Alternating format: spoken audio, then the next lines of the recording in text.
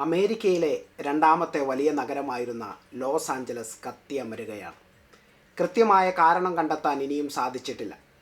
അത്യാധുനിക സാങ്കേതിക വിദ്യകൾ കൊണ്ടുപോലും നിയന്ത്രിക്കാനാകാത്ത വിധം തീ പടർന്നിരിക്കുന്നു. ലോകത്തിലെ തന്നെ ഏറ്റവും വലിയ നഗരങ്ങളിലൊന്നിനെ അക്ഷരാർത്ഥത്തിൽ തീ തിന്നുകയാണ്. 10,000-കണക്കിന് ഏക്കർ സ്ഥലം ഇതിനോടകം കത്തിയമർന്നു. നിരവധി പേർ മരിച്ചു വീണു. ലക്ഷക്കണക്കിന് ആളുകളെ മാറ്റിപ്പാർപ്പിച്ചു. ഹോളിവുഡിലെ തന്നെ ഉന്നതരായ സെലിബ്രിറ്റികൾ അടക്കമുള്ളവരുടെ ആയുഷ്കാല സമ്പാദ്യം വെന്തു വെണ്ണീരായി മാറി. ജനുവരി 7-ന് ആരംഭിച്ച കാട്ടുതീ ഇപ്പോഴും നിയന്ത്രിക്കാനാകാതെ പടർന്നു പിടിക്കുകയാണ്. ലോകരാജ്യങ്ങൾ മുഴുവൻ ഭീതിയോടെ ലോസ് ആഞ്ചലസിനെ നോക്കുമ്പോൾ ഇതിനെ ഒരു മുന്നറിയിപ്പായി നാം കണക്കാക്കണം. ദൈവത്തെ മറക്കുന്നവർക്കുള്ള ശക്തമായ മുന്നറിയിപ്പ്. തീ പടർന്നു പിടിച്ചതിന് 48 മണിക്കൂർ മുമ്പ് ഇതേ സ്ഥലത്ത് വെച്ച് നടന്ന ഒരു അവാർഡ് ദാന ചടങ്ങിൻ്റെ ദൃശ്യങ്ങൾ ഇന്ന് സമൂഹ മാധ്യമങ്ങളിൽ വളരെ വൈറലാണ്. 1944 മുതൽ ചലച്ചിത്ര ടെലിവിഷൻ രംഗത്തെ മികച്ച നേട്ടങ്ങളെ അംഗീകരിക്കുന്നതിനായി ഹോളിവുഡ് ഫോറിൻ പ്രസ് അസോസിയേഷൻ നൽകുന്ന ഗോൾഡൻ ഗ്ലോബ് അവാർഡ് ദാന ചടങ്ങായിരുന്നു അത്.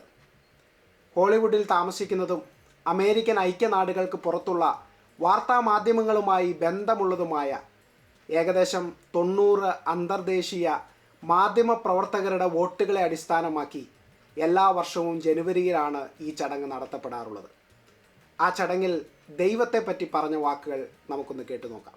Welcome to the 82nd Golden Globes. Moms are holding strong with 3 shout-outs. God, creator of the universe, 0 mentions.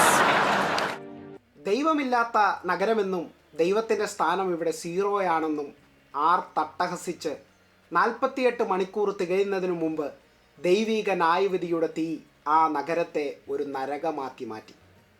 ഇതൊരു മുന്നറിയിപ്പാണ്, ദൈവത്തെ മറുതലിച്ച് ജീവിക്കുന്നവർക്കുള്ള മുന്നറിയിപ്പ്. ബൈബിളിലെ ഒരു ഉദ്ധരണി നിങ്ങളെ വായിച്ച് കേൾപ്പിക്കുവാൻ എനിക്ക് അതിയായ സന്തോഷമുണ്ട്. സങ്കീർത്തനങ്ങൾ 14:1-2 വാക്യങ്ങൾ. നാം അവിടെ ഇങ്ങനെ വായിക്കുന്നു: ദൈവമില്ല എന്ന് മൂഢൻ തൻ്റെ ഹൃദയത്തിൽ പറയുന്നു, അവർ വഷളന്മാരായി മ്ലേച്ഛത പ്രവർത്തിക്കുന്നു. നന്മ ചെയ്യുന്നവൻ ആരുമില്ല, ദൈവത്തെ അന്വേഷിക്കുന്ന ബുദ്ധിമാനുണ്ടോ എന്ന് കാണുവാൻ യഹോവ സ്വർഗത്തിൽ നിന്ന് മനുഷ്യപുത്രന്മാരെ നോക്കുന്നു. ഈ ഭാഗത്തെപ്പറ്റി പ്രസംഗിച്ച ഒരു പ്രസംഗകൻ ഒരിക്കൽ പറഞ്ഞ വാക്കുകൾ ഞാൻ ഓർത്തു പോകുകയാണ്.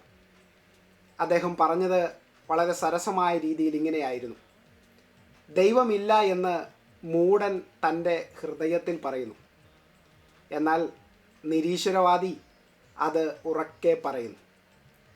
പ്രിയ ശ്രോതാക്കളെ, ഒരു ദൈവമുണ്ടെന്ന് തെളിയിക്കാൻ ഒരുപാട് തെളിവുകളൊന്നും തേടി പോകേണ്ടതില്ല. ഈ പ്രപഞ്ചം തന്നെ ഒരു ദൈവമുണ്ട് എന്നതിൻ്റെ ഏറ്റവും വലിയ തെളിവാണ്. പ്രപഞ്ചത്തിൻ്റെ പ്രായം 13.8 ബില്യൺ വർഷമാണെന്ന് ശാസ്ത്രജ്ഞർ എണ്ണിക്കണക്കാക്കുന്നു. പ്രപഞ്ചം അനാദിയായിരുന്നെങ്കിൽ അവർക്കതിൻ്റെ പ്രായം അളക്കാൻ കഴിയുമായിരുന്നില്ല. ഉദാഹരണത്തിന്, നിങ്ങൾക്കൊരിക്കലും ഒരു തുടക്കമില്ലായിരുന്നുവെങ്കിൽ നിങ്ങളുടെ പ്രായം എങ്ങനെ കണക്കാക്കാൻ കഴിയും? ഒരിക്കലും സാധിക്കുകയില്ല. പ്രപഞ്ചായുസ് നിർണ്ണയിക്കാൻ കഴിഞ്ഞതോടുകൂടി ഈ പ്രപഞ്ചത്തിനൊരു ആരംഭമുണ്ടെന്ന് മനസ്സിലാക്കാൻ നമുക്ക് സാധിച്ചു. അങ്ങനെയെങ്കിൽ ഈ പ്രപഞ്ചം എങ്ങനെയാണ് ഉണ്ടായത്? ഒന്നുകിൽ അത് സ്വയംഭൂവായതാകണം, അല്ലെങ്കിൽ ഏതെങ്കിലും ഒന്ന് അതിനെ സൃഷ്ടിച്ചതായിരിക്കണം. ഒരു വസ്തുവിനും അതിന് സ്വയമേ സൃഷ്ടിക്കാൻ സാധ്യമല്ലാത്തതുകൊണ്ട് തന്നെ ഈ പ്രപഞ്ചത്തെ മറ്റെന്തോ ഒന്ന് സൃഷ്ടിച്ചതാവാനേ സാധ്യതയുള്ളൂ. ഈ മറ്റെന്തോ ഒന്നിനെയാണ് നമ്മൾ ദൈവമെന്ന് വിളിക്കേണ്ടത്, അല്ലെങ്കിൽ നാം ദൈവമെന്ന് വിളിക്കുന്നത്. ആ പ്രപഞ്ച സൃഷ്ടാവായ ദൈവത്തെ കണ്ടെത്തുന്ന ബുദ്ധിമാന്മാരായി തീരുവാൻ ദൈവം നിങ്ങളെ സഹായിക്കട്ടെ എന്ന പ്രാർത്ഥനയോടെ ഞാൻ നിർത്തുന്നു. ദൈവം നിങ്ങളെ അനുഗ്രഹിക്കട്ടെ.